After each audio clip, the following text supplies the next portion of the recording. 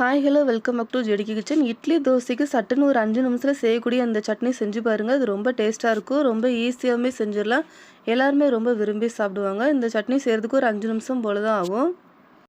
நான் அதுக்காக ஒரு பேனில் கொஞ்சமாக எண்ணெய் ஊற்றிக்கிறேன். எண்ணெய் நல்லா சூடானதுக்கு அப்புறமா நான் ஒரு 10லேருந்து 12 சின்ன வெங்காயம் சேர்த்துக்கிறேன். ஒரு 4லேருந்து 5 பல்லு பூண்டு சேர்த்துக்கோங்க. காரத்துக்கு ஒரு 4 காஞ்ச மிளகாய் நான் சேர்த்துருக்கிறேன். உங்கள் காரத்துக்கு தகுந்த மாதிரி பார்த்து சேர்த்துக்கோங்க. வெங்காயத்தை கொஞ்சம் நல்லா வதக்கி விட்டுக்கோங்க. வெங்காயம் பூண்டு கொஞ்சம் நல்லா வதங்கினதுக்கப்புறமா அதை ஆற வச்சு ஒரு மிக்ஸி ஜாருக்கு மாற்றிக்கோங்க.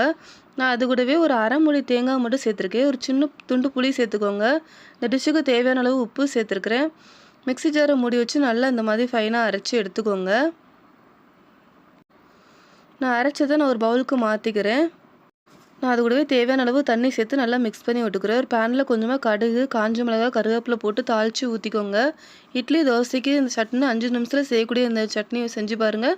இது டேஸ்ட் ரொம்பவே நல்லாயிருக்கும். எல்லாருமே ரொம்ப விரும்பி சாப்பிடுவாங்க. நீங்களும் ட்ரை பண்ணி பாருங்கள். தேங்க்யூ.